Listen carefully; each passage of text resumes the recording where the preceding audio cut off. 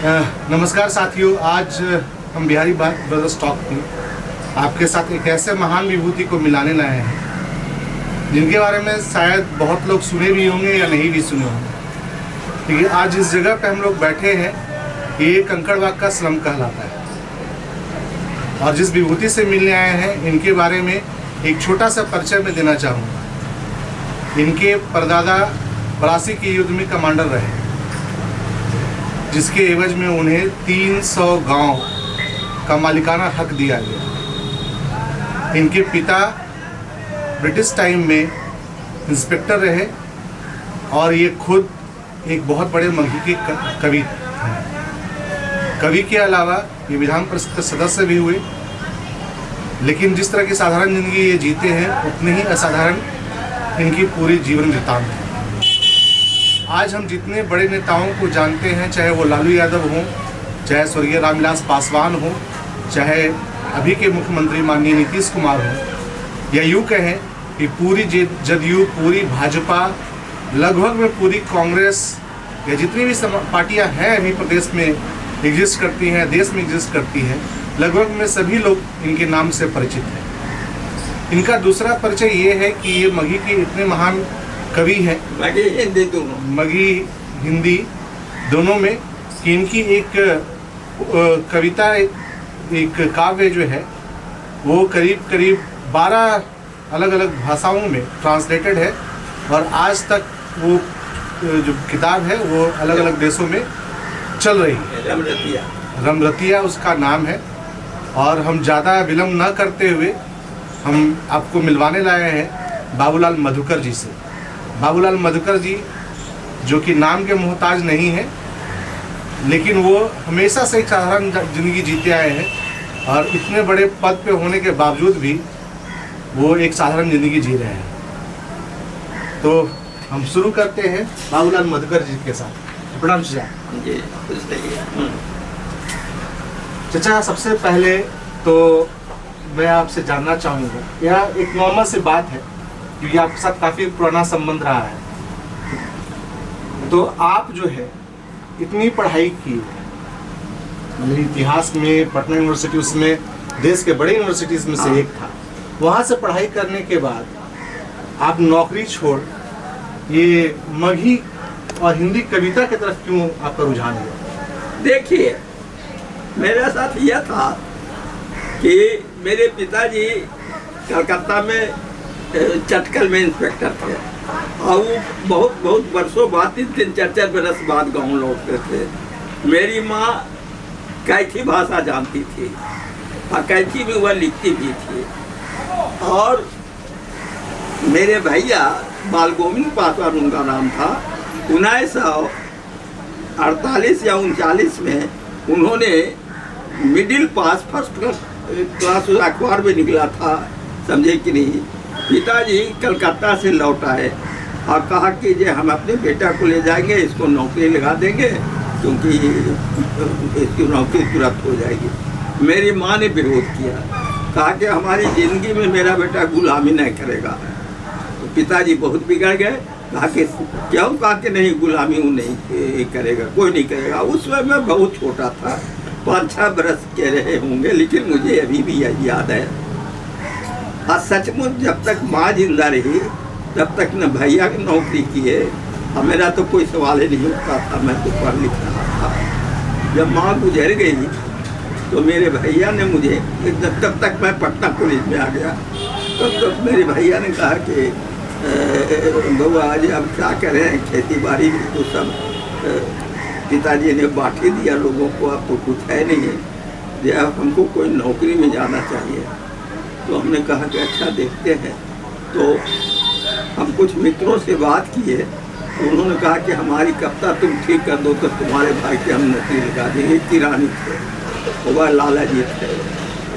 तो उसने हम कहा कि हाँ हम कर देते हैं। हमने उसकी कविता की और एक पत्रिका भी मैं निकालने लगा और उसी में उसको छाप दिया, जिसमें उसका आशीर्वाद महर्षि शरण गुप्त तक दी है, समझे कि नहीं। अब बहुत चर्चित पत्रिका वह हुई हम। तो भैया भी नौकरी में आ गए वो डॉक्टर बन गए, पशुधन सहायक होते होते, और पढ़ने लिखने में तो तेज थे। 1942 में वो जेल से सब वो आए थे लाइनें उखाड़े में। आज यहाँ से सुभाष बाबू के साथ चले गए थे। सुभाष बाबू यहाँ से थी भागे विदेश, और वो वहाँ गोमो है, समझे कि नहीं, वहाँ तक मेरे भैया साथ उनके गए थे, बाल गोविंद पासवान, और वहाँ पर अखबार खरीद के और उन्होंने सुभाष बाबू को गाड़ी पर दे दिया था। वो ऐसे गुम हुए थे, वह स्टेशन गोमो का आता है। और वहाँ हमारा भैया बाल गोविंद पासवान और जितने 5-4 दोस्त जो गए थे सबका नाम भी पहले अंकित था, समझे कि नहीं। तो इसके तरह ऐसा होते हुए तो हमको माँ की याद बराबर आई कि माँ ने कहा था गुलामी मत करना। और यूँ सच्चाई यह है कि हम इस सरकार से भी उभे हुए थे, समझे कि नहीं। चारों ओर हम अपने आप को भ्रष्टाचार वगैरह देखते थे और लगता था कि है हम नौकरी चाहते नहीं। यद्यपि कि एक इंटरव्यू हमने दिया था तो हमको हेडमास्टर का पद भी मिल गया था। तो मेरे चाचा जी थे, उनका नाम सोवर पासवान था, और मंगल महतो, अमूरत महतो, अबू के तिवारी जो दफादार थे, तो ये लोगों ने कार्तिक का मेला लगा था सोनपुर में, तो वो लोग हमारे चाचा जी वो सब लोग आए, और उसमें ज्वाइनिंग कार्ड गांव चला गया था। तो वो लोग आए चाचा जी गेहूँ वगैरह लेके, उसमें अंसारी होटल में मैं रहा करता था, पता था कि वो अंसारी में खाते थे रामानुजम में। तो जैसे ये लोग आए तो मेरे चाचा जी ने कहा कि अरे बउआ ये अब तू नौकरी करवा, पढ़ू लिखू ना, ठीक है। तो ये जो आईनी कार्ड लो है, ये सब का तू कर रहा ना, थोड़ा पढ़े लिखे के ना चाहिए, नौकरी से का अभी तो सोचे ही था। हम कहिए अच्छा पहले का सुनती थी, वही रामानुजम से नाश्ता वास्ता करवाए, तो बुग्गी तिवारी और मातो जी का सिंह चला नहीं, और गंगे जी में स्नान कर ली पहले, वही वहाँ गए, और ज्वाइनिंग कार्ड था जो फाड़ के हमने गंगा जी में ना दिया, समझे कि नहीं। हम कह लीजिए हम ना दे नौकरी नहीं करेंगे, तो नौकरी नहीं देनी, तो नहीं। जब पटना कॉलेज से हिस्ट्री ऑनर्स था मेरा, और साहित्य सैनिक मेरा संस्कृत था, तो हम नलिन शर्मा तब तक हिंदी के हेड हो चुके थे, महोपाध्याय रामवतार सभा के लड़के। तो हमारी एक कविता छपी थी मैगजीन में, कॉलेज पत्रिका में, हाथों मत गगन के सितारों बड़ी बेबसी से दिए जा रहा है। तो कविता पर उनकी नजर पड़ी, तो उनको लगा क्या ये कौन लड़का आया है, ये इसका देवर की कविता है, समझे के लिए उन्होंने खुजवाया, मुझसे भेंट हुई, हम उनके अच्छे में गए, बहुत सिगरेट भी थे। तो मेरे साथ राम भी थे, लालू यादव का बड़का समझिए जो था, मुझे नाम था, वो था, एक कोई और दोस्त थे हमारे, तीनों हम लोग गए, समझे कि नहीं। तो हुलक रहे थे, तो उन्होंने कहा कौन, जब सीधे जाके बोल जी मेरा नाम बाबूलाल पासवान है, उसमें मैं पासवान हुआ करता था। तो कहा कि अच्छा आप ही की करता है, हंसो मत गगन के सितारों बड़ी बेबसी से दिए जा रहा हूँ उनकी जी। तो अच्छा कैसे करता है, और उन्होंने पारिवारिक समाचार को चालू किया। तो उन्होंने कहा कि तरह ऐसी बात है, जात के तो पासवान है। कहा कि मैं समझ गया, आप कैसे, आप क्या खर्च करते हैं। हम कहा कि ट्यूशन पढ़ाते हैं, सच वो ट्यूशन पढ़ाते हैं, और ट्यूशन पढ़ाते रहते हैं, तो उसी सबसे गुजारा करते हैं, हॉस्टल में रहते हैं। उन्होंने सिगरेट के खाली एक डिब्बा पर 2-3 शब्द लिखे, कहा कि आप हिंदी साहित्य सम्मेलन में जाकर यह श्री पूजन सहाय को जाकर यह पत्र दे दीजिएगा, और आप जाइए, आप नेतृत्व दीजिए।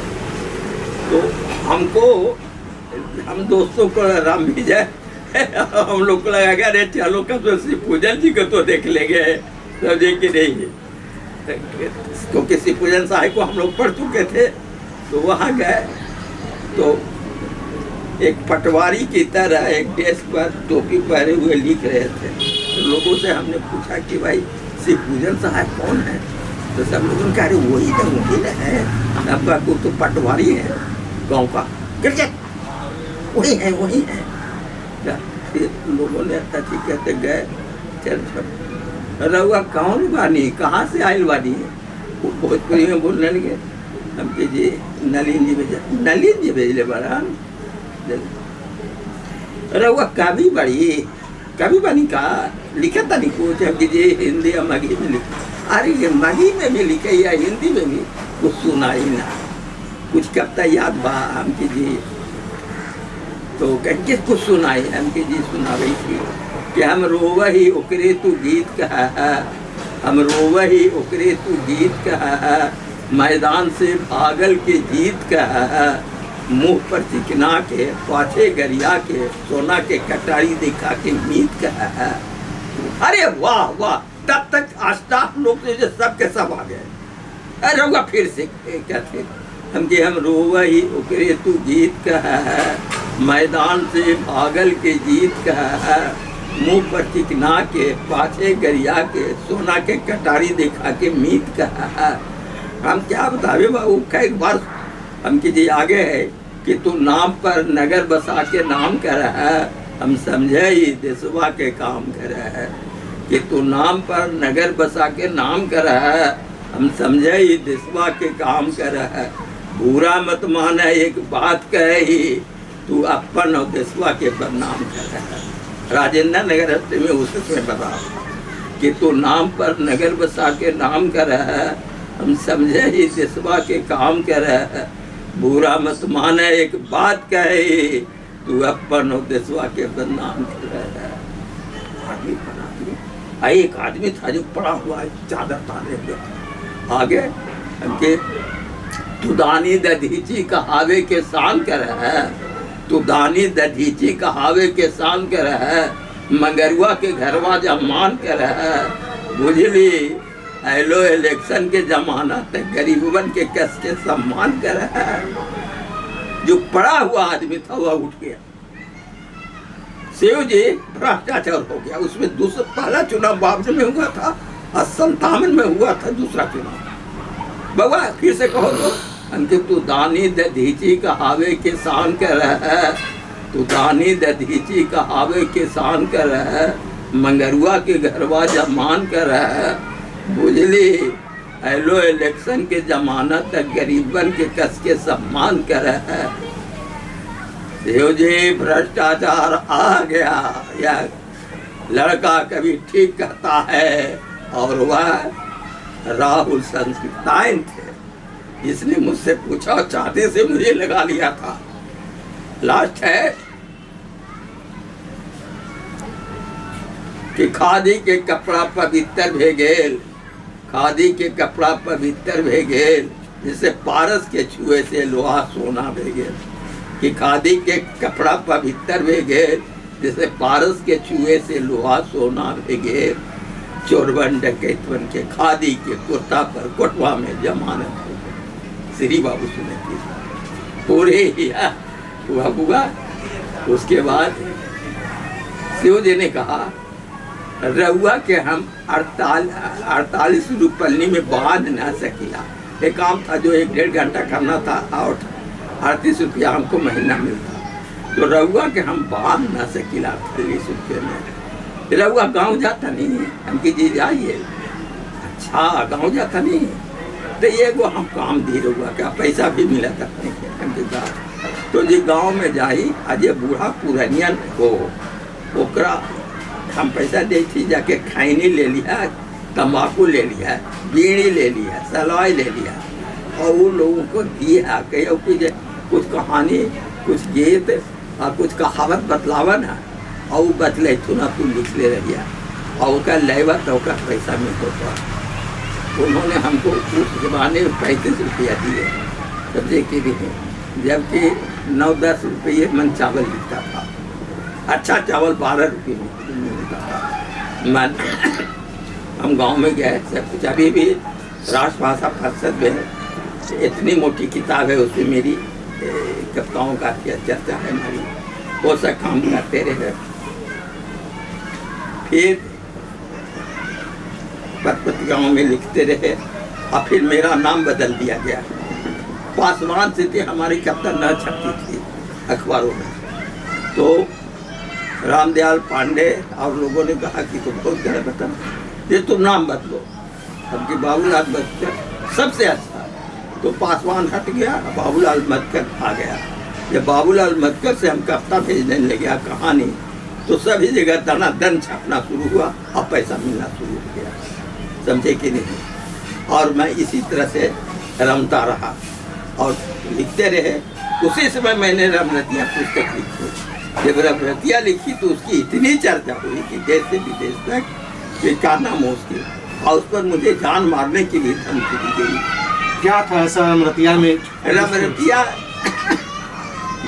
एक अंचल का आंचलिक उपन्यास है, वह इस्लामपुर की कथा कहता है, और क्या गांव घर में बीत रहा है, किसके घर में क्या हो रहा है, उसको वह रमरतिया के माध्यम से एक नारायण है, वह जात का माली है, वह इस्लामपुर आता जाता है, और जो नायक है वह इस्लामपुर सुभाष स्कूल में पढ़ता है, और उधर से लौटते हुए साधु जाता है माली, वहाँ से फल वगैरह खरीद के लाता है। रास्ते में सब कहानी हुआ, राधे नाम है, उसको सुनाता है कि अपन गाँव में ये हो वो हो कर घर में यह हो वह हो।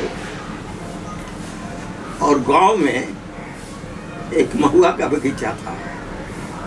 जब नायक स्कूल जा रहा था बोधरिए, क्योंकि दूर पड़ता था स्कूल से बोधरी जाना पड़ता था, मॉर्निंग था भी, तो जा रहा था तो कोयल बोल रही थी, तो महुआ के नज़दीक वहाँ गया, कोयलिया को ऐसे देख रहा था। इधर रमरतिया ने झटपट उठा कहा कि मैया आज वो सब महुआ कोई चुन के लिए भाग लो ना, ये एकदम बिहान हो रहा है। तो कितना बेटी नरे तुम्हारा कहा लिखना बेटी, अभी लाली धप्पे में घंटा भर के दे रहे। झट रमरतिया मौनी पथिया लेके बगीचा में जूनगल महुआ के बगीचा में, महुआ ऊपर से टप टप चूर हलाल मोती जैसा परे परे का आदमी ताक रहा है, वैसे खड़ा है। ओकरा लगल कि हो यही रधिया है, यही रोज हमारे महुआ चुन के लिए भागे है, आज से ही परी चोरी कर जो धीरे धीरे ऐसे करके जाती है और उसको कड़ा में पकड़ कर कहते हैं बोल रधिया बोल, आज तो महुआ चोरी के पकड़े ना, तो ही रोज हमारे महुआ ले भागा है।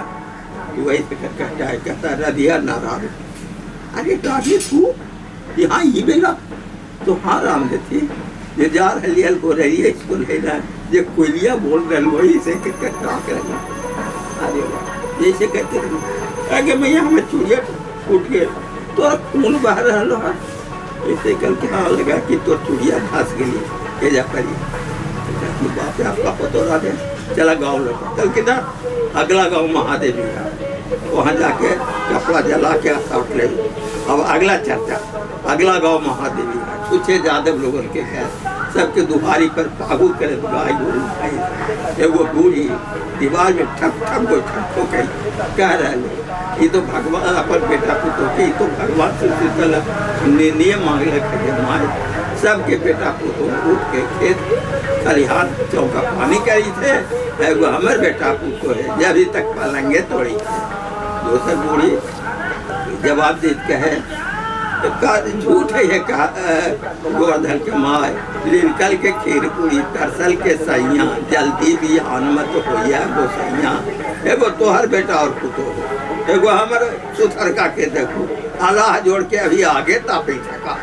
समझे कि इस तरह से कसम रहती है। इस तरह से पूरा एक तरह से गांव का परिवेश में जो बातचीत हो रही है उसको लेकर के आपने ये पूरा ये इस्लामपुर जो नालंदा जिला में अभी है उस पे पूरा बेस्ड है। बेसिकली आपके घर के इर्द गिर्द जो नायक थे उन पे बेस्ड था। ये कवि के तौर पे जब आपको प्रसिद्धि मिल रही थी तो अचानक ऐसा क्या हुआ कि आप फडणवीस नाथ रेणु जी, नागार्जुन जी और भी उस समय के जो महान कवि जो थे उनके साथ आपने जेपी मूवमेंट ज्वाइन किया। और जेपी के आंदोलन में पूरी तरह से आप कूद गए, ये सोचे बिना कि यदि आप, ऐसा क्या हुआ चाचा कि उस समय आप जो है, जब आप एक अच्छे कवि के तौर पे लोकप्रिय हो रहे थे, आपको पैसे भी मिल रहे थे, तो रेणु जी के संपर्क में और नागार्जुन जी के संपर्क में, और उस समय आपके समकक्ष के, आपसे सीनियर जितने भी बड़े कवि थे, उनके साथ आपने जेपी मूवमेंट को ज्वाइन किया, मतलब ये सोचे समझे बिना कि आपका परिवार और आपका खर्च आगे कैसे चलेगा?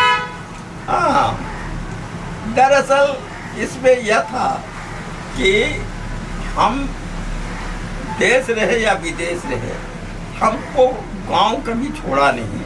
वह भीतर भीतर गांव की जो गरीबी देखी, शोषण देखा, दलित पीड़ितों और किसानों की जो वह बदतर स्थितियां देखी, वही मेरा कविता का विषय हो गया, समझे कि नहीं। और कवि सम्मेलन में मैं जाता था तो मुझे सुनने के लिए लोग गांव देहात से पैदल आते थे, समझे कि नहीं, कि चलो आज मतकर जी की कविता है। तो धीरे धीरे जब हम मगही में कविता पढ़े या हिंदी में जोश से, तो लोग रोड जाम हो जाया करता था, और इसकी चर्चा अखबारों द्वारा भी हुआ करती थी। उसमें यही होते होते रेणु जी से मेरा परिचय कैसे हुआ, यह पहला प्रश्न है। एक कवि गोष्ठी हो रही थी, नहीं, रेणु जी के पद्मश्री मिला था, समझे कि नहीं। तो पद्मश्री मिला तो हिंदी साहित्य सम्मेलन में केसरी जी ने, उन्होंने मैला आंचल में राजपूतों के विषय में कुछ लिख दिए थे, तो उन्होंने हिंदी साहित्य सम्मेलन में जगह नहीं दिया। तो जितेंद्र सिंह वगैरह, उसमें एक मैं भी था, ये जो क्लब है, हाँ हाँ, उस कलम में विधायकों का कलम, हाँ हाँ, तो उस कलम में हुआ, और उसमें रेणु जी के हम लोगों ने 10 आदमी फूलमाला से दिया। और वहीं पर हम जब बोलने लगे रेणु पर, तो एकदम रेणु जी ऐसे हो गया, हमारे पीठ पर तो मधुकर जी जरा आप मुझसे मिला कीजिएगा, समझे कीजिए। और हमको रेणु जी बुलाया करते थे, और रेणु जी के यहाँ जब मैं जाऊँ, उनके एक कुतिया थी, समझे कि नहीं, 2-3 किलो के, वो नरेटिव फोड़ दी थी, जितना डरल हम जाते नहीं थे। वहाँ पर ऐसे ऐसे करे तो उछल के चले आवे, हम कि जी हाँ मैं लिए है, हाँ मैं लिए, बस करके तो रेणु जी आवे तो उसको, या लतका जी उनकी पत्नी के ले जाए, तो रेणु जी बैठा गए। तो रेणु जी बड़ी शौकीन आदमी थे, वो काला जामुन खाया करते थे सुबह सुबह आकर कभी, और जो जाते थे प्रिय आदमी उसको भी खिलाते थे, तो हमको दिया करते थे। वो शौकीन खाने में थे या कुछ ही करते थे, और वो आते थे कुछ रोटी में दे देते थे, सब धीरे धीरे धीरे धीरे यह हुआ।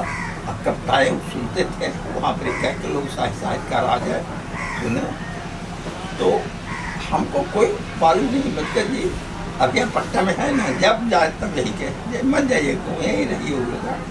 आपको कहिए कि क्यों रेणु जी बार बार ऐसा पूछते हैं, हमारी जीवनी में ये आई भी है जो लिखा। जब 74 आंदोलन आया और रेणु जी उसके अति करने लगे, तो मैं कदम कुआं जमुना मंडल की चाय की दुकान के नज़दीक जेपी साहब इधर ही रहा करते, तो जुलूस निकली, उसमें मुझे भी जाना था। लेकिन हम देखे क्या कि रेणु जी आगे आगे जा रहे हैं, और हाथ ऐसे पीछे किए हुए, समझे कि नहीं, चाहे जो कुछ होगा हाथ हमारा नहीं उठेगा, नहीं उठेगा, लगे कि वो हथकड़ी लगी है उनको। जो हम उनको देखे ना, हम बढ़िया नीचे दिया, हम इस देश में तो हाथ पीछे करते हुए नहीं जाएंगे, चाहे जो कुछ हो जाए। साला हम आज़ादी के लिए लड़ेंगे कि हाथ दिया करके, समझे, चाहे जैसा होगा हाथ हमारा नहीं उठेगा, नहीं उठेगा। अब पीछे से सब लोग यही गुजाल करते जा रहे हैं। लेकिन 4 बजे ठीक चक बंगला चौराहे पर मैं पहुँच गया, जैसी रेणु जी वगैरह वगैरह, उसमें नागार्जुन नहीं उसमें आया था, और सब लोग देखे, अरे मत कर दिया कर, समझे कि रेणु जी उठकर हमको कहें क्या अनाउंस उन्होंने किया कि मधुकर जी की कृपा सुनिए। जब मैं यह सुनाने लगा कि अब तो तनिक न रुको, देखा पेट में लाकर ज्वाला हो, तो बंदूक पिस्तौल संभाला, हमरो हाथ में बाला हो। अब जो स्टेशन तरफ से या रेडियो स्टेशन से या पश्चिम से जो लोग आ जा रहे हैं गाड़ी वगैरह, सब के सब रुक गई। समझे, कविता पढ़ना शुरू किया, धनाधन धनाधन, समझे कि नहीं। सब लोगों को लगा कि अरे भाई साहब में कौन आ गया, कोई न खिलाई है, या वही लम्बी होती है लोगों को। ऐसे ही धीरे धीरे यह होने लगा। और जेपी नागार्जुन ने कहा कि यार, फिर नागार्जुन जुट गए तो रेणु ने जेपी से मिलके कहा कि देखिए इसमें 3 फक्कड़ कवि आ गया है, आज 3 फक्कड़ कवि ही इस नुक्कड़ गोष्ठी को जमावेगा। एक तो बाबूलाल मधुकर, दूसरा नागार्जुन, तीसरा राम प्रिय मिश्र लाल कुमार। आज तीनों फक्कड़ हैं, ये लोग को न रहने का ठिकाना है, न खाने न पीने का, सब यह है। तो जयप्रकाश जी ने कहा कि तब क्या करना चाहिए। कहा कि ये लोग को कुछ महीनवारी बांट दीजिए, समझे कि। तो 800 रुपया महीना नागार्जुन हमको और लाल कुमार को वहाँ से मिलने लगा। और जब इमरजेंसी हुआ तो सब पकड़ा गया, भैया खतवा अल्लाह ये अलग फेरा, समझे कि नहीं। और सब ये हुआ होने लगा। और हम तो परमानंद एक हमारा दोस्त था, समझे कि नहीं, वो हमारे पास एक सरैया है जहाँ घमैले लोग रहते हैं, वो मेरा अभिन्न मित्रों में था, समझे कि नहीं। वो करने से नौकरी यहाँ करता आया, कार्य मधुकर जी का कर मेरे के बाद हमके देखे ना, हमारा ही तो पैसे वैसे नहीं दे, हम तो तेरी पैसा तो हम देवे करेंगे कि तुम भागो यहाँ से, नहीं तो तुमको मार दिया जाएगा। न्यूज वाला भी, रेडियो वाला भी कह के मधुकर जी घर सक जाइए, आप पर कौन कर देगा, मुख करके मार देगा। इस तरह से धीरे धीरे यह होता रहा। और मैं बिहार पटना छोड़ दिया और सारा हिंदुस्तान घूमता रहा, और जहाँ जहाँ करता पाप करते थे। और इसी तरह से रेणु जी ने ये मैंने एक बार कहा क्या कि सब लोग तो शौक से जेल जा रहे हैं, तो आंदोलन कौन करेगा। और सच्चाई यह भी है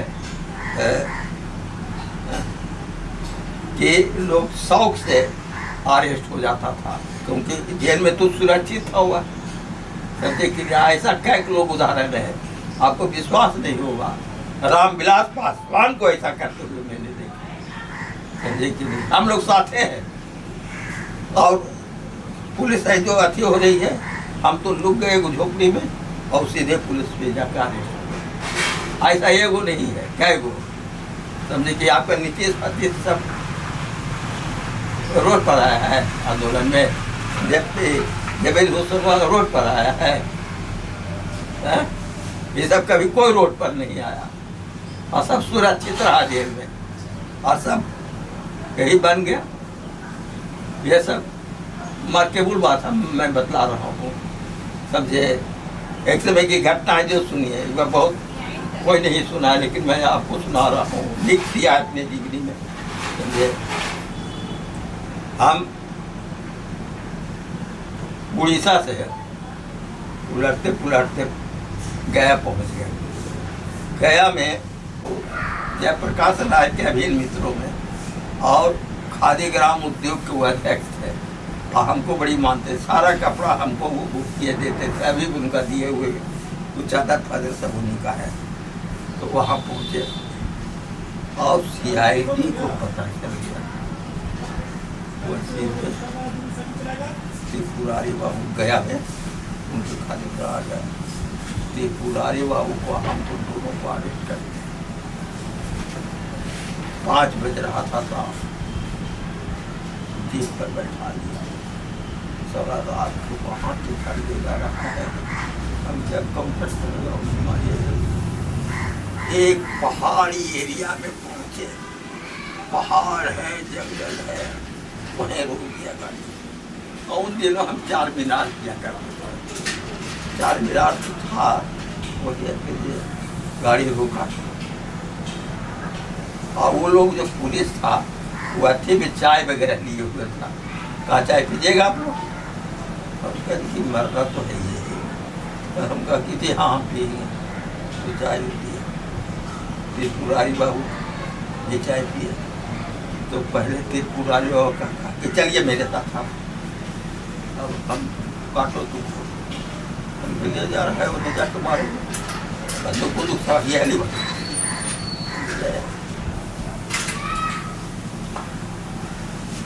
15-20 मिनट के बाद सिपहिया लेके आया और उनको पुरारी बाबू को 1 मिनट समय मिल गया। और सवाल पूछेगा कि आप तो उत्पादक का पूछेगा कि पैसा कहाँ से आया है, क्या क्या है, सब बतला देना कि पैसा ऐसे जीवन में और ये सब कहता नहीं तो मार देगा, तो सच्चा ही बोल रहा झूठ हम बोल देगा। वहाँ गया ले गया, लेकिन हम इधर से डरे हुए थे थोड़ा, चलेगा कि वो मार्गदर्शन करेगा और क्या करेगा। अच्छा, आप तरुण क्रांति के संपादक भी हैं अंकित जी, तरुण क्रांति जेपी ने थी क्या, तो उसके प्रथम संपादक जी। तो पैसा कहाँ से आता है?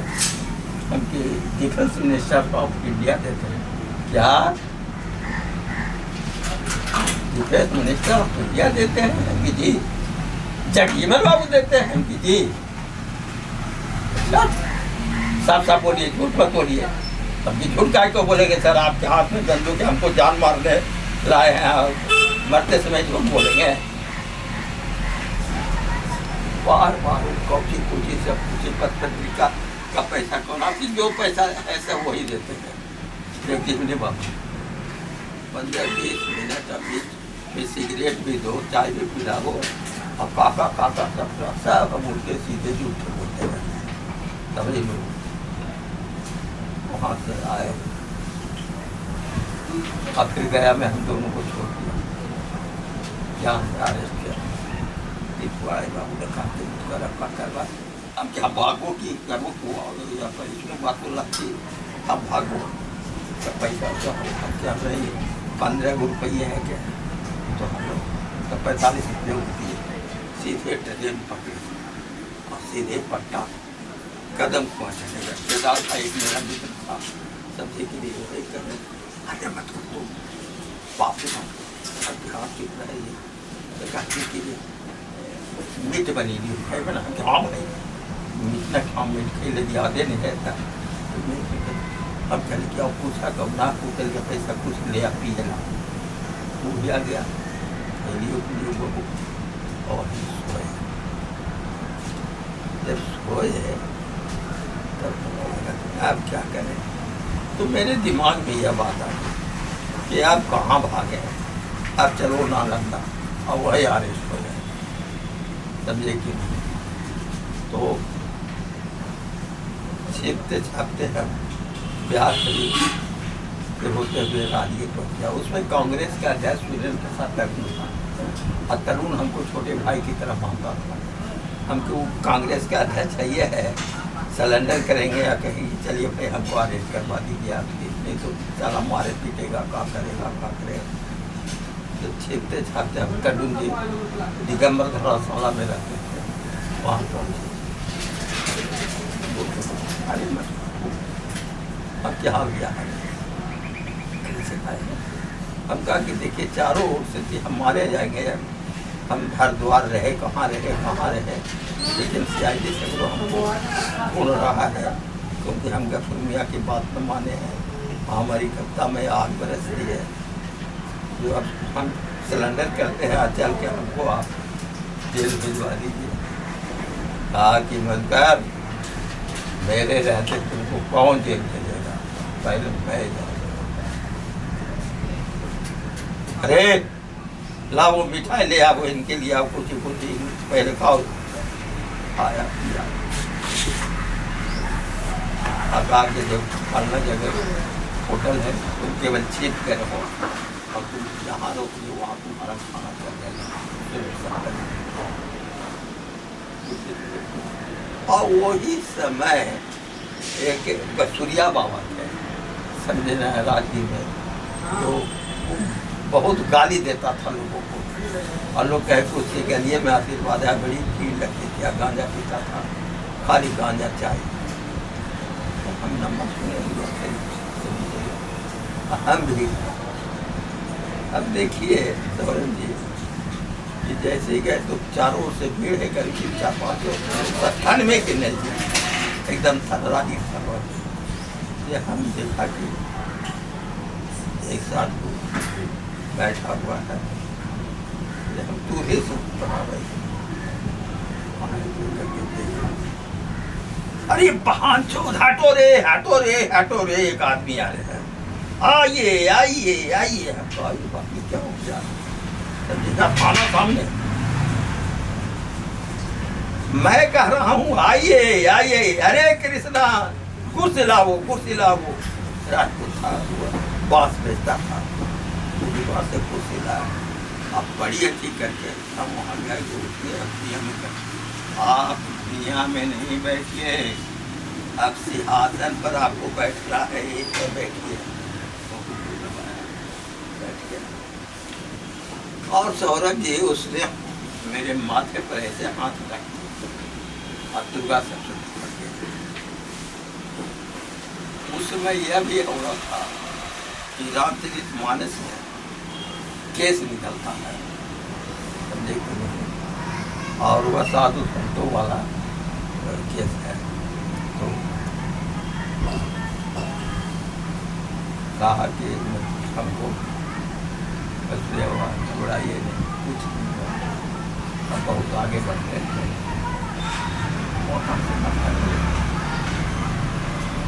सिपाही जंगल में जो रखी होता है पहरा देने के लिए, जहाँ अच्छा बुद्ध काठिया बना है, हाँ हाँ, उसमें से थी, उसका दरोगा आया, कहा चलिए हमारे आप चलिए, घबराइए नहीं।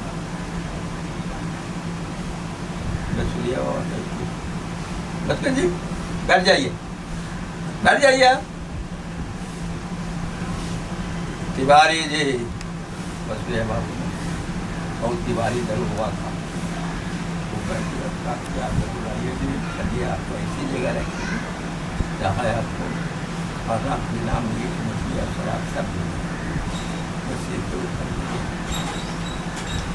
और सच्चाई यह है वो हमको खाने पीने के लेकर और जब सुबह आ गए 4 बजे पोट के, तो हमको नीचे लेते आए, हम काला अचार पर तालाब का बने उतर जाए और जाकर स्नान करके आ गए। वहाँ एक मस्ताना बाबू हुआ करता था, सब्जी के लिए, वह उसको उम्र का कोई पता नहीं, आते से पानी भी पता नहीं, ये सब चलते करते हमसे 9 आना रोज पैसा लेते थे रात को, गाँव कभी जी इतना आना पैसा हो, नो आना पैसा ही खाएला लोग लेता है, और उसमें 9 आने किलो मिलता था लहड़ी की दाल, और लहड़ी का दाल भी आप 5 रोज खाते थे। हेलो, एक दिन की घटना है। हाँ सही जी, हम आए, अच्छा ठीक है, नहीं रात में, अभी तो उनसे लिए नहीं है, अभी लिए नहीं है उनसे। अब आप काहेला यहाँ, अब चल जाना पटना, हमके मारे जाए कहा बाबा मांगते है, हैं तोरा कुछ हो तो ये कल निकलिए जा तू पटना, ये बुढ़वा पागल हो गया, अरे इमरजेंसी लगा हुआ है। सुबह पहर सौरभ जी आते हैं, वो अखबार साइकिल पर इमरजेंसी समाप्त, इमरजेंसी समाप्त, अरे बाप, एक आना में उसमें मिलता था तुरंत खरीद लो, एक अंग्रेजी के भी खरीद लेते, सचमुच में इमरजेंसी समाप्त। लेकिन चाचा ऐसा क्या था कि फरवरी रेणु जी बोला था कि मैं और मधुकर करीब भी मारे जा सकते हैं? हाँ, बहुत अच्छा सवाल है। इसलिए कि रेणु जी बाबूलाल बचका, रामप्रिय मिश्र धुआं, ये तीनों को मिलाने के लिए बहुत कोशिश की गई है। रेणु जी ने तो आगे बढ़कर अपना पद्मश्री भी लौटा दिया, सरकार उनके एकदम विरुद्ध। और लाल धुआं जहाँ पावे जहाँ गाली गिना सरकार को करे, तो उनके एक उन्होंने एक जगह पुलिस ने पकड़ लिया उनको, महेंद्र, जिसने कहा कि वो पकड़ा, कहा कि आप गैर कानूनी काम कर रहे हैं। उन्होंने कहा गैर कानूनी कार तो बुझते हैं लाल धुआं ने, तो हाँ काम कर। तो गैर माने दूसरा, अनून माने जुझे, दूर तक मार के काने बहिर हो गया, गैर कानून। हमारे लिए तो अलग सवाल था, हमको माने दीजिए, इसलिए हुआ कि तीनों को मार दिया जाए सजा के लिए, क्योंकि जयप्रकाश का और नुक्कड़ गोष्ठी करने का यही तीनों है। जितनी भी नुक्कड़ गोष्ठियाँ उस समय हो रही थी, ज़्यादातर जगह आप ही तीन लोग उसको लीड कर रहे थे, इसलिए सरकार की तरफ से। हाँ, तब सुरेंद्र प्रसाद अकेला हिंदुस्तान के में काम करते थे, वो संपादक सह संपादक थे। तो उनसे इंटरव्यू हुआ है रेणु जी से, तो रेणु जी ने कहा कि फरेशवा थे रेणु, नागा अर्जुन नहीं, फरेशवा से नागार्जुन दल बदलने वाले थे, इसलिए तो कभी बदपोश किया भी उन्होंने। कहा कि बाबूलाल मधुकर, रामप्रिय मिश्र लाल धुआं और रेणु की लाश कहीं भी किसी भी चौराहे पर मजबूरी पाई जाएगी। आई अखबार में निकल गए, सब देखिए इस तरह से हम छिपे रहे। आपका तो काउंटर करने के लिए बड़ी कोशिश की, आप कितना सुना बहुत सारी बातें। ये एक कविता ऐसी है जिसको लेकर जेपी ने भी आपको मना कर दिया था कि ये कविता मत पढ़ो, उसके बारे में कुछ बताइए, और कविता थोड़ा सा अगर हो सके तो लोगों को देखिए। आप कविता पर आए बहुत अच्छी,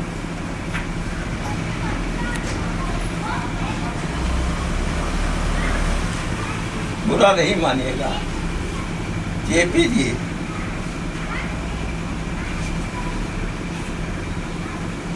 सब कुछ होते हुए भी कहीं नहीं कहीं उनको नेहरू परिवार से कभी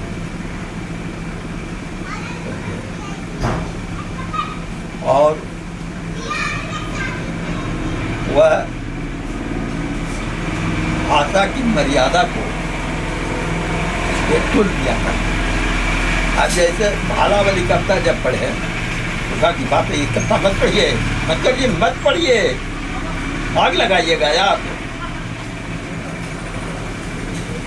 हिंदी वाली भी पढ़े उसी तरह से, तुम मुझे एक कप चाय पिलाकर भूखे रखकर जेल या सेल देकर मुझसे क्या कहलवाना चाहते हो? तुम मुझे एक कप चाय पिलाकर भूखे रखकर जेल या सेल देकर मुझसे क्या कहलवाना चाहते हो कि तुम्हारी कुव्यवस्था का पटदर होकर प्राथमिक विद्यालय से लेकर महाविद्यालय तक के लिए पुस्तकें लिखो, यही ना?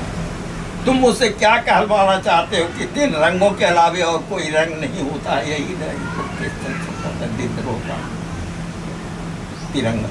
तुम मुझसे क्या कहलवाना चाहते हो कि 3 रंगों के अलावे और कोई रंग नहीं होता है, यही रंग। तुम मुझसे क्या कहलवाना चाहते हो कि समाजवाद लाने के लिए गाय बछड़ा के अलावा और कोई पशु नहीं होता है?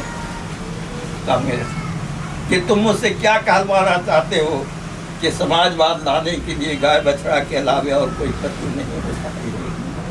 तुम मुझसे क्या कहलवाना चाहते हो कि अब तुम्हारे देश में रिक्शा नहीं चलता, आदमी पर आदमी नहीं चढ़ता, यही? तुम मुझसे क्या कहलवाना चाहते हो कि ब्लड बैंक का खून दान का है, लाचार आदमियों का नहीं है, यही? तुम मुझसे क्या कहलवाना चाहते हो कि ब्लड बैंक का खून दान का है, लाचार आदमियों का नहीं है, यही ना? तुम मुझसे क्या कहलवाना चाहते हो कि विधानसभा लोकसभा का आदमी ईमानदार और इंसान है, यही ना? तुम मुझसे क्या कहलवाना चाहते हो कि लोकसभा विधानसभा का आदमी ईमानदार और इंसान है, यही ना? तुम मुझसे क्या कहलवाना चाहते हो कि चंबल घाटी का हर आदमी डकैत और हैवान है, यही ना? तुम मुझसे क्या कहलवाना चाहते हो कि चंबल घाटी का हर आदमी डकैत और हैवान है, विधानसभा और लोकसभा का आदमी ईमानदार और इंसान है, यही। मजे की तो और सब भाला उला बन कर तो बड़ी जोर पड़म पड़ेगा। इमरजेंसी खत्म हो गई और इमरजेंसी खत्म होने के बाद ऐसा हुआ है कि इंदिरा जी की सरकार चली गई और सरकार जाने के बाद इंदिरा गांधी से मिलने वाले पहले शख्स जेपी खुद थे और उन्होंने कहा था कि इंदिरा मेरी बेटी है, मेरी लड़ाई इंदिरा मेरी बेटी से नहीं प्रधानमंत्री से है। और क्योंकि आप उस जगह पे मौजूद थे तो आप बताइएगा कि जेपी जो कि पूरी तरह से इंदिरा गांधी की सरकार के खिलाफ में लड़ाई लड़े, इतना बड़ा आंदोलन खड़ा किया, ऐसा क्या हुआ कि वो बाद में जाके फिर इंदिरा गांधी से खुद मिले? देखिए, यह बहुत चर्चित बात है कि नेहरू जब पंडित जवाहरलाल नेहरू जब थक रहे थे तो जेपी को उन्होंने बुलाया था और जेपी को कंधे पर हाथ रखते हुए कहा था, जेपी अब हम बूढ़े हो रहे हैं, अब इस भार को तुम संभालो। जेपी ने कहा था नहीं, हम नहीं सुनाए, किसी दूसरे को ऑफर कर दीजिए। बहुत संभव है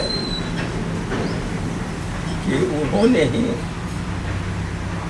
संकेत किया हो कि धीरे धीरे इंदिरा को भी इसमें लाइए, समझे कि नहीं? नेहरू जी तो खिलाफ थे शायद कि इंदिरा गांधी पॉलिटिक्स में आए। नहीं, नेहरू का एक मंतव्य यह था कि यह जिद्दी लड़की है, यदि राजनीति में आएगी तो कुछ से कुछ भी कर सकती है, लेकिन कांग्रेस का अध्यक्ष तो उसने बनाया था। यह अलग बात है कि नेहरू के मरने के बाद शास्त्री जी हुए और 18 महीने ही हुए हैं और उन्होंने जो कुछ दिया, आपको मालूम होना चाहिए कि हावड़ा यह भी हुआ था कि शास्त्री जी को मरवाया गया कास्टम में और उसमें इंदिरा जी के हाथ है, जब पे किया सब गलत बात, समझे? तो ये अंदरूनी बातें हैं और इंदिरा जी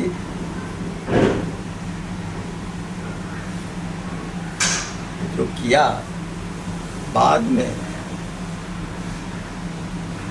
जेपी ने महसूस किया कि ठीक है, क्योंकि सारा टाइम टेबल से लेकर सब कुछ रास्ते पर आ गया था इमरजेंसी में, समझे लोग, लेकिन यह पता है।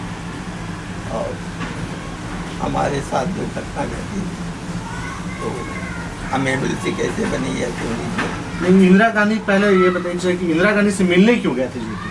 के जेपी जो है इंदिरा गांधी से मिलने क्यों गए थे? चुनाव मतलब हार रही इंदिरा गांधी, उसका जो जेपी से मिले, जेपी मिलने गए इंदिरा गांधी से, वो क्यों गए? नहीं, जेपी मिलने नहीं गए थे, स्वयं इंदिरा आई थी, आई कदम को हम आई थी जहाँ मैं भी था जी। तो आकर वह रोने लगी तो वही कंधे पर हाथ धर के कहा था कि मैंने जो अभी आपने कहा कि मैं इंदिरा मेरी बेटी है, बेटी की तरह है, मेरे भाई की बेटी है, मैं इंदिरा से लड़ाई नहीं लड़ी, मैं प्रधानमंत्री से लड़ाई लड़ी, समझे? और इंदिरा को उन्होंने आशीर्वाद भी दिया था कि तुम इससे और आगे बढ़ोगी और अच्छा करोगी और उसके बाद वह प्रधानमंत्री भी न हुई। यह पटने की बात है जी। लेकिन अब हम उस मामले में आते हैं कि आप एमएलसी जो बने, हाँ। तो वो पूरी घटना क्या थी कि आपके घर पे जो है पुलिस आ गई थी और आप जो है भागे हुए चल रहे थे, उसका क्या पूरा आप एक बार वृतांत बताइएगा? उसमें नीतीश जी की भूमिका और भी जो नेता थे उनकी भूमिका उसमें क्या रही है? देखिए, जब लोकसभा का चुनाव होने लगा तो मैं चाहता था कि चुनाव लड़ूं, और यहाँ से हाजीपुर से हम लड़ना चाहते थे, लेकिन हमको टिकट न देकर रामविलास से टिकट दे दिया।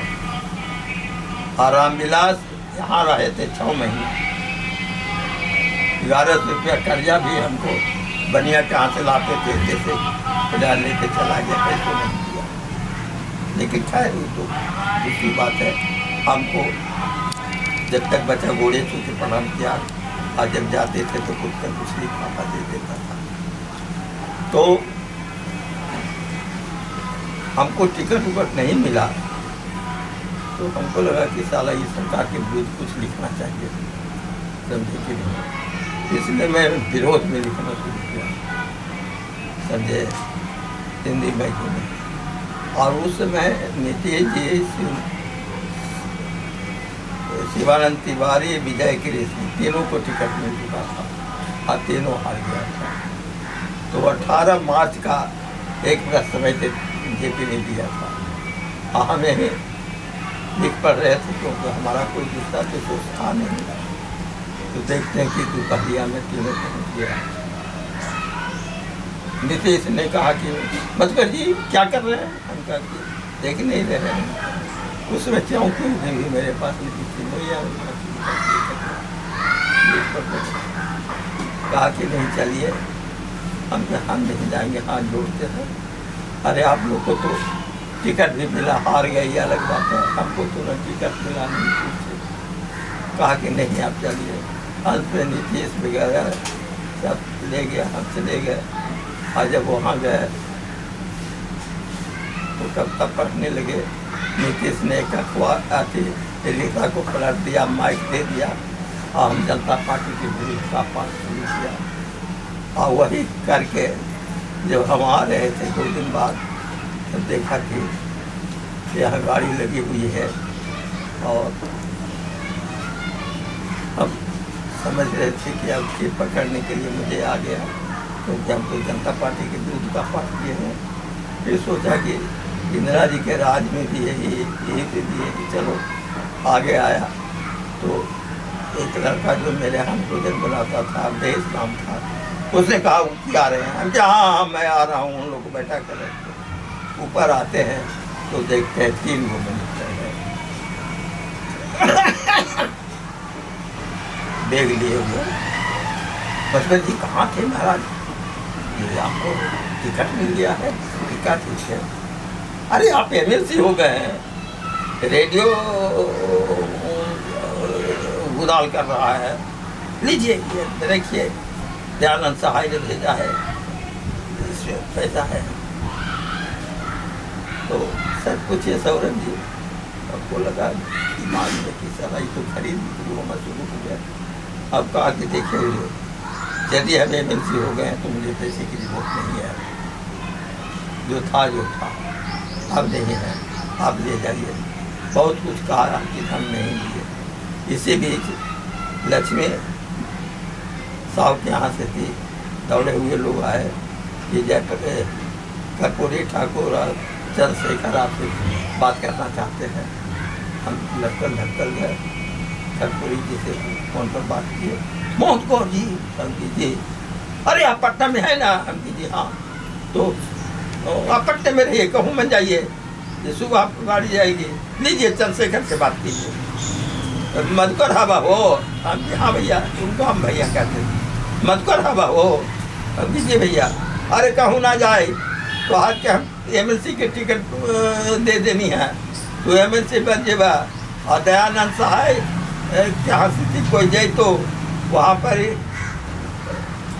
सुशीला सहाय तुमको कुछ पैसा भेजेंगे, हम फोर्स कर दिया है, समझे कि नहीं। जो रहुआ तोर बार में तो हौड़ा हो रहा, लेकिन तू कहूँ गांजा शराब पी के कहने उन्हें पढ़ा लो कि ना भैया, ये सब गलत बात है सब। और उन्होंने सही कहा था कि उसमें क्या नाम लें दोस्तों को जी, उसमें बहुत नुकता जबीर हुआ, वसीफ हुआ, सर के सर था, शिवानंद तिवारिया। तो यही सारी बातें होती रही। वो लोगों ने तो यहाँ तक कह दिया था सौरभ जी, तू हरिजन है या अनपढ़ आदमी है रे बाप, और उसको जैसे कि एमएलसी बना दिया, समझे कि नहीं।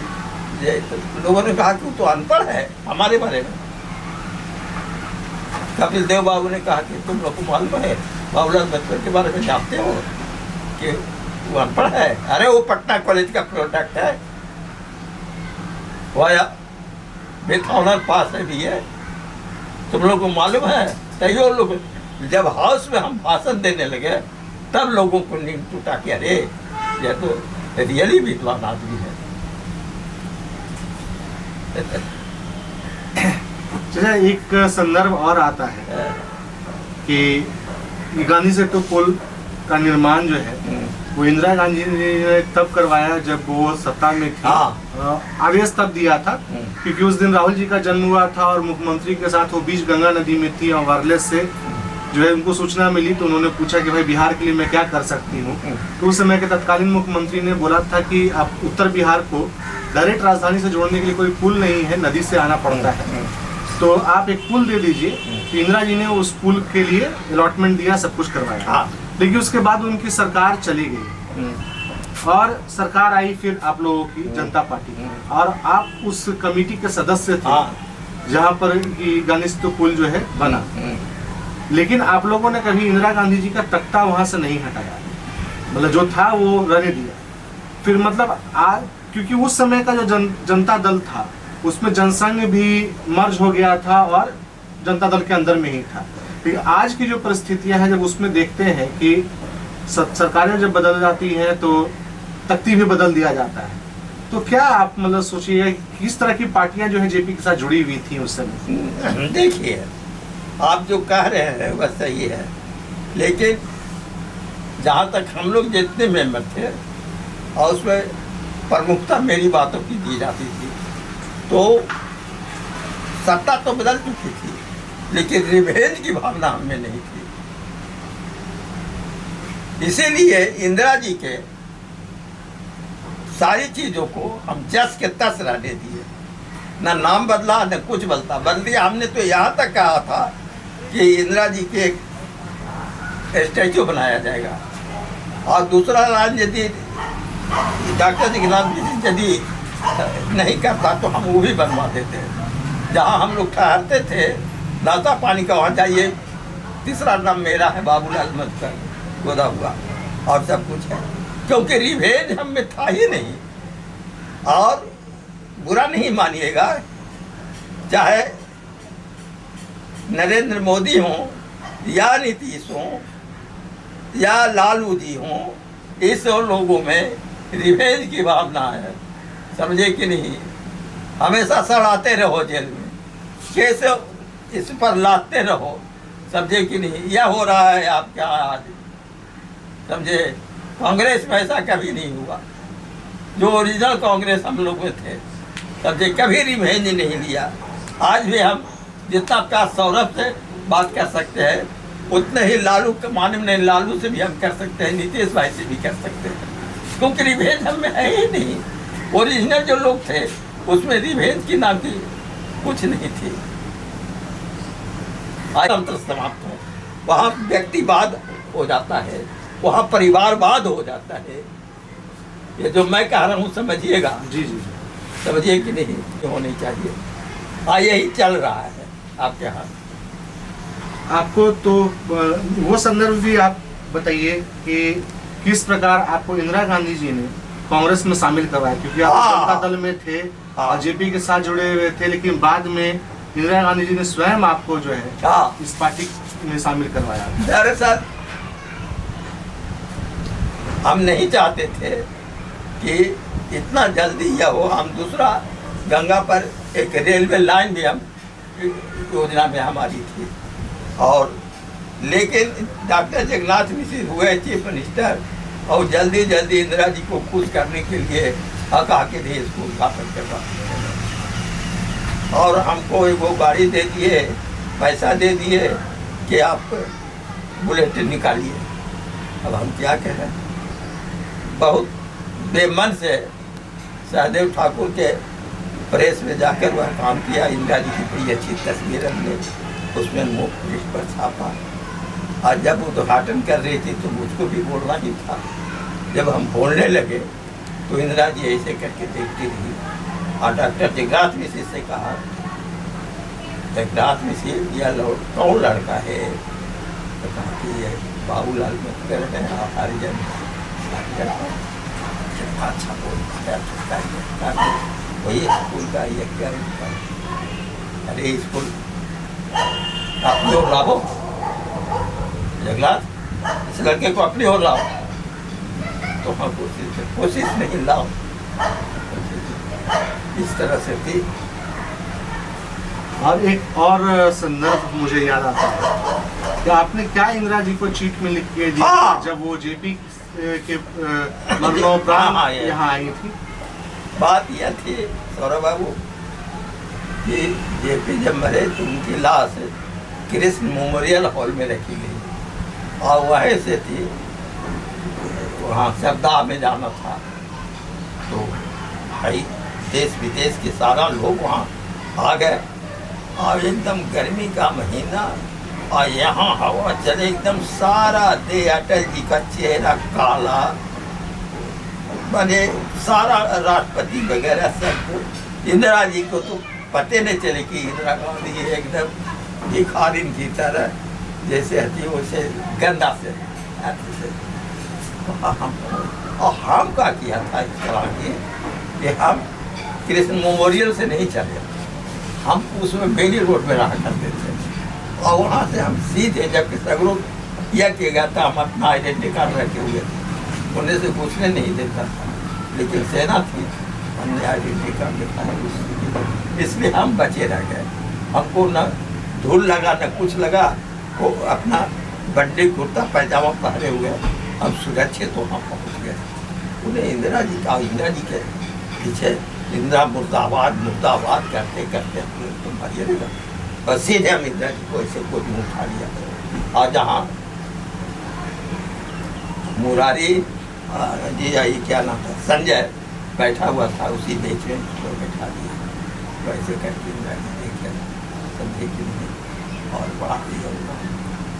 उसके बाद हम कागज निकाले और इंदिरा जी को हमने लिखा कि जयप्रकाश जी का की लाश नहीं जल रही है, जनता पार्टी की लाश जल रही है। ऐसा क्यों बोला था? इसलिए बोले कि जनता पार्टी बिखर चुका था इधर समझे कि चंद्रशेखर अलग ताने हुए थे, कर्पूरी जी यहाँ अलग होते, सत्येंद्र बाबू अलग थे, ये सारी चीज़ें मैं देख रहा था और मुझे समझाते कि यार जनता पार्टी टूट कर रहेगी, चलेगी नहीं, चौधरी चरण सिंह अलग करना हुआ था। ये सारी सोचने के बाद मैंने ऐसा किया।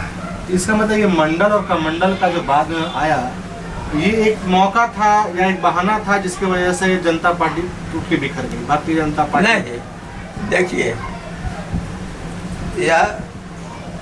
यही मुद्दा ने जनता पार्टी को तोड़ दिया। मंडल का मंडल जितने फॉरवर्ड लोग थे वो लोग तो करीब करीब जनता पार्टी से अलग हो चुके थे हर तरह से और उसका असर यहाँ तक हुआ कि एक दूसरा आंदोलन भी खड़ा हुआ, कई लोग मारे भी गए थे इसमें, समझे कि तो जो बहुत बरसों से रोके हुए था उसको विश्वनाथ ने खोल दिया। मतलब आप पहले भाग चुके थे कि ये जल्दी बिखरने वाला है? हाँ एकदम भाग चुके थे, समझे कि नहीं। ये कौन से साल की बात कर रहे हैं जब आपको लगा कि जनता पार्टी रोज बिखरने जा रही है? कौन? ये कौन से साल की बात है जब आपको लग गया था कि एहसास हो गया था कि जनता पार्टी बिखरने जा रही है? 79 में। 79 में? मतलब इसमें आप आपसी समन्वय का कमी हो गया था या एक दूसरे से बड़े बनने का होड़ था? बिहार एक अद्भुत है भाई, जहाँ यह आंदोलन खड़ा करता है वहाँ भी यहाँ चीफ मिनिस्टर की लड़ाई होते रहती है शुरू से, देश आजाद हुआ तब से। अनुग्रह बाबू तेरे बाबू में ही समझे कि नहीं। इधर धीरे धीरे सत्येंद्र जी में आकर पूरी ठाकुर में यही है, फिर नीतीश और लालू में यही हाल। यहाँ मुख्यमंत्री के लिए ना जाने क्यों क्या क्या होता रहता है। अब उस समय चौधरी चरण सिंह एक अलग बखेड़ा कर दिए, समझे, और चंद्रशेखर 2 महीना के लिए आए तो ये अलग बखेड़ा कर दिए। तो ये सब सारी चीज़ें तो हमारी नज़रों से गुजर रही थी और मैं देख रहा था। आज जेपी फिका चुके थे, जेपी के पीछे कोई रहा नहीं था, निराश हो गए थे, बहुत निराश हो गए थे। राम नारायण के पास भी वही हाल हो गया, समझे। यदि वह हाल नहीं होता तो राम नारायण इंदिरा गांधी के छोटे बेटे को घर में बुलाकर मिठाई नहीं खिलाता। एक तरह से भीतर या सपोर्ट इंदिरा जी को नारायण ने नहीं किया। ये सब समझिए, जानकारी लीजिए। जेपी मूवमेंट में भी चाचा आप मगही का लेखन करते रहे और आपके कई मित्र जो हैं, कई क्या मतलब मुख्यमंत्री खुद आपके मित्रवत हैं, ये छोटे भाई भी हैं। और आज के दिन में जो मगही की स्थिति हो गई है, मुख्यमंत्री हमेशा भोजपुरी के बारे में बात करते हैं, मैथिली के बारे में बात करते हैं, अंगिका के बारे में बात करते हैं, लेकिन कभी मगही पर वो फोकस नहीं रहा है और मगही धीरे धीरे सिकुड़ता जा रहा है। और आप खुद मगही के इतने बड़े कवि होने के बावजूद भी बहुत कुछ कर नहीं पाए, ऐसा क्यों? देखिए सौरभ जी, यह सवाल यदि आपने जो मुझसे पूछा तो मैं बहुत कारुणिक हो गया। कारुणिक होने का कारण यह है कि जब मैं एमएलसी था तो हमारे साथ RIC हुआ करते थे एमएलसी बड़े रामेश्वर बाबू, जो ग्रेजुएट कंस्टिट्यूएंसी से नालंदा से जीतते थे और उनमें मैं उनकी मदद करता था, छोटे भाई की तरह मुझे मानते थे। और एक दिन हमने कहा कि मगही एकेडमी, क्योंकि मैथिली एकेडमी बन चुकी थी, बांग्ला एकेडमी बन चुकी थी, तो हमने कहा कि मगही एकेडमी भी बने। तो कहा कि हाँ जरूर बने। हमको RIC ने बहुत ये किया और शुक्रवार को एक संकल्प होता है और उसमें संकल्प में हमने इसे डाल दिया। उस समय हमारा अध्यक्ष पृथ्वीचंद किस्कू थे, तो उन्होंने कहा कि मधुकर जी आपने बहुत अच्छा काम किया, मधुकर जब मगही के लिए आपने यह किया है। और कर्पूरी ठाकुर है जो मगही एकेडमी जरूर बनवाइए, जो हमने एक्सेप्ट कर लिया है उसको आपको बोलना है। तो छुट्टी के दिन हमारा समय था, जवाब देने के लिए मुख्यमंत्री आए कर्पूरी जी। तो कर्पूरी जी ने कहा कि मगही बोली है, साहित्य नहीं है, समझे कि नहीं। तो हम चेयरमैन की ओर मुँह करके उठे, हम क्या है सर, तो मुख्यमंत्री भी बोल रहे हैं कि गलत बोल रहे हैं। क्या कहा? गलत बोल रहे हैं। हम कहा कि वो ये कहते हैं कि मगही बोली है, साहित्य नहीं है।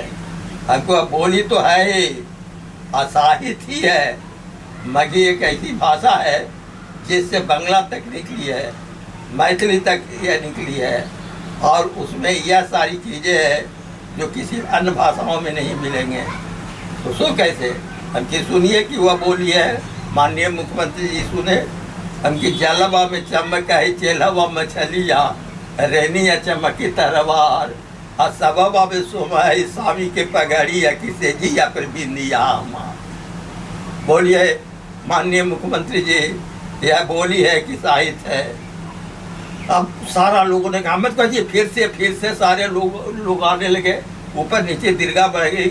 अब कि जलवा में चमक है चेलवा मछलिया की रहनिया चमकी तरवार, और सभवा में सोहा है स्वामी के पगड़ी या किसी भी या हमार। यही नहीं, माननीय मुख्यमंत्री जी अध्यक्ष महोदय, मैं आगे कहता हूँ, एक लड़का और एक लड़की है, उसको पता नहीं कि जब हमको शादी होगी हमारा मिलने वाला हस्बैंड गोरा है कि काला है, क्या है। न लड़के को पता है कि हमारी मिलने वाली पत्नी कैसी है। कोई ग्रामीण मेला लगता है, और उस मेले में लोग, लड़की भी अपने सखियों के साथ आती है, लड़का भी अपने दोस्तों के साथ जाते हैं, और वहाँ कहीं न कहीं एक दूसरे ढंग से हाल समाचार लेना चाहते हैं लड़का लड़की को। तो लड़की की सखी पूछती है कि कौन रंग मूंगा व कौन रंग मोती या कौन रंग ना दो तो हर भाई या कौन रंग ना, कि कौन रंग मूंगा व कौन रंग मोती या कौन रंग ना दो तो हर भाई या कौन रंग ना। तो लाला रंग मूंगा व सबूजा रंग मोतिया से पियारा रंग ना, लाला रंग मूंगा व सबूजा रंग मोतिया से सावर रंग ना, भौज मोरा भाई या सामारा रंग ना। ननद पूछती है कि कौन रंग मूंगा व कौन रंग मोती या कौन रंग ना दो तो हर भाई या कौन रंग ना। तो लाला रंग मूंगा व सबूजा रंग मोती या सामारा रंग ना, भौजो मोरा भाई या सामारा रंग ना। औरत है, लड़की मान्य हो जाती है, वह कहती है रूठे जाए फेंके तोड़िए देवे मूंगा भिखारा जीती, तोड़िए देवे मूंगा व भिखारे जीती मोतिया से रूसी जेवी ना। कि तोड़ी देवी मूंगा व भिखारे जीती मोतिया से तोड़ी देवी ना दो तो हर भाई या से रूसी जेवो ना। तो कहती है कि चूने लेथिन मूंगा वा बटोरा लेथिन मोतिया मनाई लेतु ना, कि चूने लेथिन मूंगा व बटोरा लेथिन मोतिया मनाई लेतु ना, भौजो मोरा भाई या मनाई लेतु ना। अब कि आगे भी सुना जाए, माननीय मुख्यमंत्री सुनिए, सब्जी के लिए अध्यक्ष महोदय भीड़ यह लगी। अब कि सीता जी जंगल में है, वह वाल्मीकि आश्रम में है, इधर राम चक्रवर्ती बनना चाह रहे हैं। वशिष्ठ कहते हैं अपनी पत्नी को लाओ, लेकिन पत्नी तो है नहीं, पत्नी को तो ही निकाल चुके हैं। तो किसी सीआईडी ने कहा कि नहीं, वाल्मीकि नगर में सीता है और वह है। राम जाते हैं, लक्ष्मण भरत सब जाता है, अंत में राम सबको बांध देता है लव कुश। अंत में राम जाते हैं तो लव कुश दौड़ता है उसको भी बांधने के लिए, सीता रोक देती है कि नहीं उसे मत बांधो। और सीता के सभी राम आते हैं और कहते हैं अयोध्या चलो। सीता क्या जवाब देती है अध्यक्ष महोदय सुनिए, कि तेरी आके माँ से लोहा राय न रुको कर आए न रे, तेरी आके माँ से लोहा राय न रुको कर आए न रे, बचबों के बाघ न खाए को अवधपुर जाए। तो उस अवधपुर से अच्छा यह जंगल है जहाँ हमारे बाल बच्चों को, मेरी बेटियों को बाघ सिंह नहीं खाता है। अब तिरिया के माँ से लोहराय न रुपोकर आए रे, हम के लोहराय न फोकरायन वर्ल्ड के किस भाषा में है मगी को छोड़कर सारा। हम के यही नहीं, मैं फिर चलता हूँ देहात की ओर, जहाँ हमारी बागी मगी भाषा का कमाल देखिए कि बेरी बेरी बरे जला पिया बनी जा रवा रे, पिया बनी जा रवा के वाला खेतिया मत रुपया के तरिया के वाला खेतिया, कि बेरी बेरी बरे जला पिया बनी जा रवा रे, पिया बनी जा रवा के वाला खेतिया मत रुपया के तरिया के वाला खेतिया। कोड़ते कमाई ते साला 6 महीना में बड़ी से दिनमा, कि कोड़ते कमाई ते साला 6 महीना में बड़ी सदी नमा, तो बीते को लसारी या बड़ी सदी नमा। एक ही फसल एक बरस में गहरा ये के सारी है कि बेरी बेरी बरे जे लपिया बनी जा रवा रे, पिया बनी जा रहा के वाला खेतिया मत रुपया के तारिया के वाला खेतिया। उड़ते कमाई ते साला 6 महीना में बड़ी सदी नमा, वो तो बीते को लसारी या बड़ी सदी नमा। एक बरस तक उसका पति अपनी पत्नी से नहीं मिलता है, तो घोड़ा पढ़ू पैया तो आक्रोश से आगे पति कहता कुल हुआ तोरा फाटा नो महानिया गुना लागल की सवेरा से बहरे पामा लगा।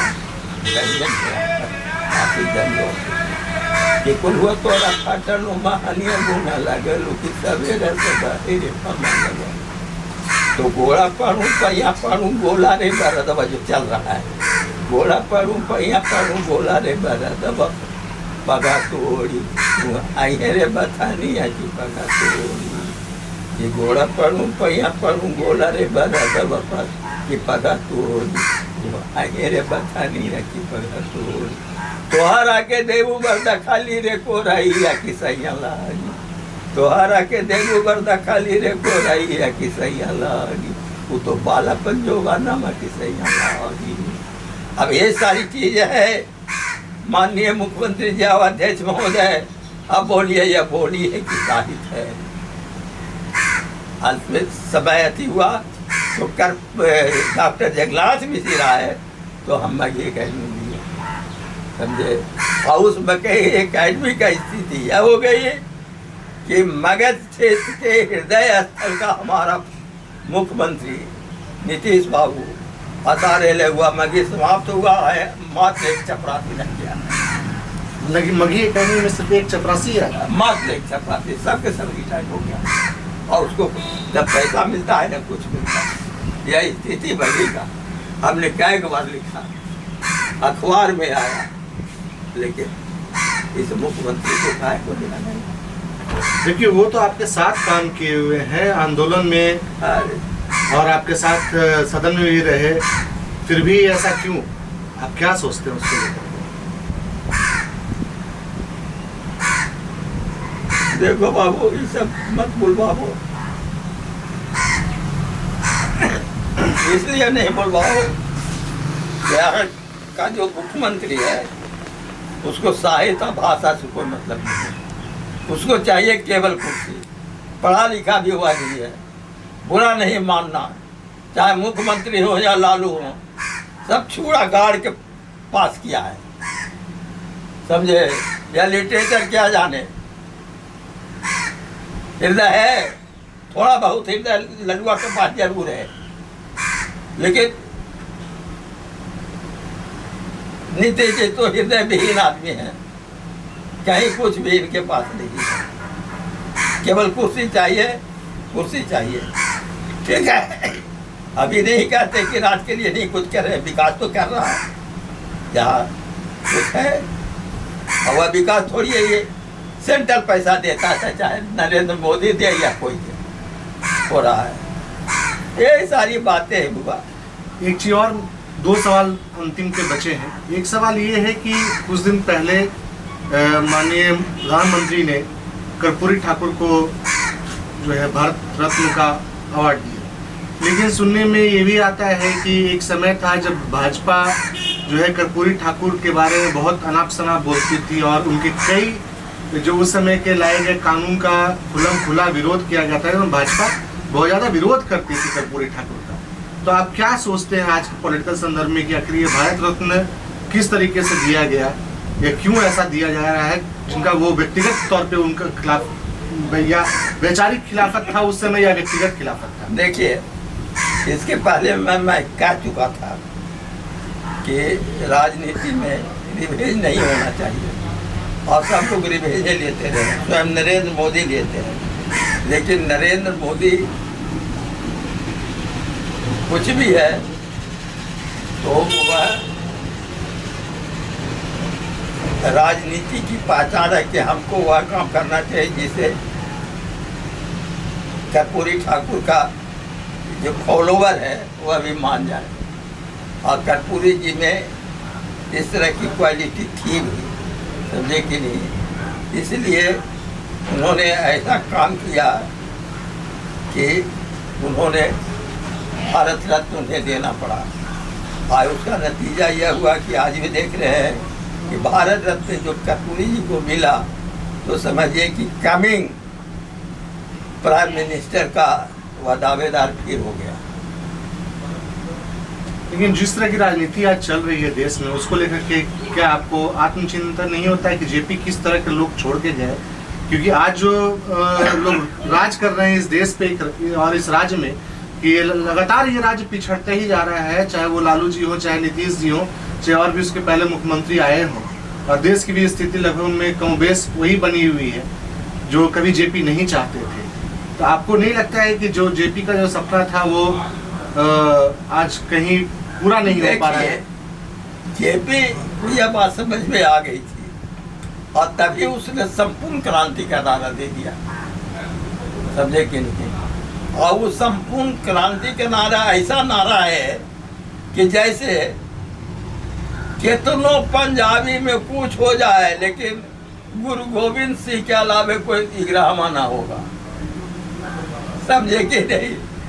कितनों कुछ जैन धर्म में हो जाए लेकिन कौन है जैन धर्म का है नहीं, उसके सिवा कोई दूसरा नहीं होगा। तो इन्होंने संपूर्ण क्रांति का जो नारा दिया, समझे कि नहीं? अब आगे कौन नारा दीजिएगा? उसी में फांसे रहिए। विकास में जो आप कह रहे हैं कि कोई लोग ध्यान नहीं दे रहा है, तो लोग यह कह रहे हैं उधर रोड बनाइए तो उधर वो किए हुआ कीजिए। ये सब संपूर्ण क्रांति है। आइए लोग इससे आगे बढ़ेंगे। मतलब लगातार पलायन हाँ। रहेगा इस राज्य से? हाँ, तो फिर ऐसा क्रांति का या ऐसा मूवमेंट का क्या फायदा? कोई फायदा नहीं है, कोई फायदा नहीं। यह कितने आश्चर्य की बात है सौरभ जी कि जिस क्रांति से लालू निकलता है वह कई बार चीफ मिनिस्टर होता है और उसी का महामंत्री सुरेंद्र कौन मोदी है, सुशील मोदी तो कभी इधर कभी उधर टोल डाल रहा है। माने अभी तक मतलब बीजेपी बिहार में पनपा नहीं है, ऐसे तो जो कहिए। रात ही मेरा बेटा कह रहा था कि भाई जेपी ये लालू राजनीति जानता है। अब ललन मुंगेर से लड़ रहा है, लालू ने कहा एक औरत के दिल खड़ा कर। अब सोचिए राजनीति ललन में कभी जीतता ही तो ये सब है। आखिरी सवाल चाहिए कि आपने बहुत समय से फडणवीस आपने रेणु जी के साथ काम किया, लंबे समय तक आपने रेणु जी के साथ काम किया। किनके साथ? फडणवीस रेणु जी के साथ। और रेणु जी को भारत रत्न देने का मांग लगातार उठ रहा है, तो आप इसके बारे में आप क्या सोचते हैं? क्योंकि आप उनके साथ रहे काफ़ी लंबे समय तक, तो डेफिनेटली एक आपको भी अच्छा लगेगा कि उनको भारत रत्न मिले। इसके बारे में आपका क्या नजरिया है, क्या राय है? देखिए, जहाँ तक लिटरेचर की बात है तो रेणु जी जैसा आदमी केवल आंचलिक उपन्यास लिखकर ही नहीं इतने ऊंचे उठे, बल्कि वो नेपाल में रहकर बंदूक भी उठाए, समझे कि नहीं? नेपाल राज्य में रहकर वह संघर्ष किया, जेल गया। क्या नहीं झेला है परेशनाथ रेणु ने। जब पढ़ रहे थे जिसमें 8वां में, तो अंग्रेजों ने उनको मार पकड़ के मारे, भारत माता की, मारे आइए भारत माता की जय, भारत माता की जय।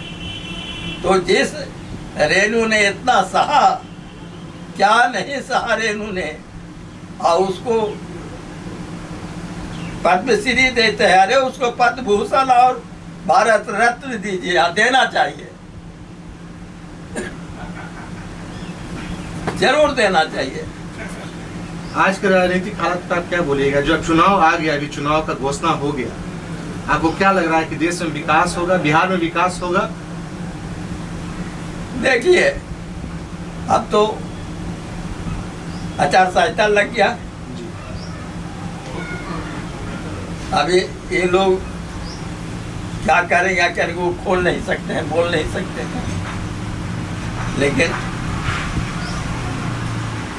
मुझे लगता है जो अभी आपने कहा कि नरेंद्र मोदी अपना काम बना चुका।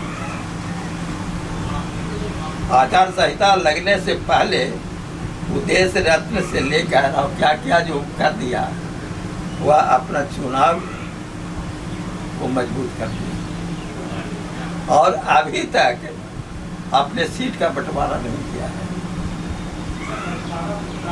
नहीं किया है। और वहाँ से हमको आपके पास समय है, जनता के बीच कैसे जाइएगा यार? भाषण तो आप दे नहीं सकते हैं, आचार संहिता लगा हुआ है? तो ये सारी बातें हैं अब आपके पास। जब जाते जाते आपका एक अपना वैसा कविता जो आप सुनाना चाहते हैं, जो मतलब आपका बहुत यादगार कविता हो, या आपने लिखा हो और आपने मतलब रिलीज नहीं किया हो, या बहुत यादगार कविता। पत्नी के मरने के बाद जो देख रहे हो उसमें सब आ जाएगा। तुम्हारे बिना शीर्षक है। क्या तुम्हें होना चाहिए था, आज तुम्हें होना चाहिए था, ये चिल्लाती बालू रेत पर हम चल देते। क्या तुम्हें होना चाहिए था, जेठ की चिलचिलाती बालू रेत पर हम चल लेते।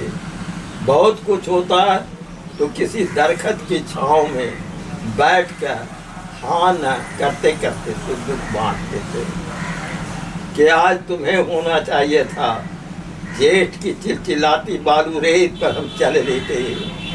बहुत कुछ होता तो किसी दरख्त की छाँव में बैठकर हाँ न करते करते सुख दुख बांट लेते। अब देखो ना, एक डेग चलना भी पर्वत गुजर रहा है। कि अब देखो ना, एक डेग चलना भी पर्वत गुजर रहा है, जबकि पहले कोई पर्वत ही नहीं था। कि अब देखो ना, एक डेग चलना भी पर्वत गुजर रहा है, जबकि पहले कोई पर्वत ही नहीं था। गांव की जिस नहर को हम फान जाते थे, गांव की जिस नहर को हम फान जाते थे, अब वह समुद्र दिखता है।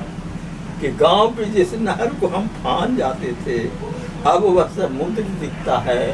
जिस वृक्ष पर हम डोल पत्ता खेलते थे, जिस वृक्ष पर हम डोल पत्ता खेलते थे, अब वह आसमान छूता है। ये सब तुम्हारे बिना सच कहता है। बहुत बहुत धन्यवाद आपका कि आपने इतना लंबा समय हम लोगों को दिया। ये थे बाबूलाल मधुकर जी, अपने जीवन के 8 दशक देख चुके, 82 साल के मगही के बहुत बड़े पोएट, और शायद ये आखिरी पीढ़ी है जो मगही को इतना अच्छे ढंग से लोगों तक ले जा पाए। पता नहीं हम लोग क्या, हम खुद मगध से आते हैं, लेकिन शायद उतनी अच्छी मगही मैं भी नहीं बोल पाता हूँ जितना बोलना चाहिए। और शायद यही कारण है कि मगही लगातार पतन की तरफ जा रहा है। मुख्यमंत्री से अपील होगा कि मगही पर भी थोड़ा ध्यान दिया जाए, और मुख्यमंत्री से ये भी अपील होगा कि मगही को प्रत्यक्ष तौर पे बढ़ाया जाए, क्योंकि ये आपका ही जिला है और ये आपका ही क्षेत्र है जहाँ से आप खुद आते हैं। एक सबसे दुखद पहलू यह भी लगी कि जो व्यक्ति जेपी मूवमेंट में गांधी मैदान में नहीं डरा, वो कई शब्दों को कहने से यहाँ पे हिचक गए। हम आगे भी कई लोगों से मिलते रहेंगे, यूं ही बात करते रहेंगे। तब तक के लिए मुझे इजाज़त दीजिए। सौरभ कुमार सिन्हा आपके सामने फिर अगले ब्लॉग में आऊँगा। धन्यवाद।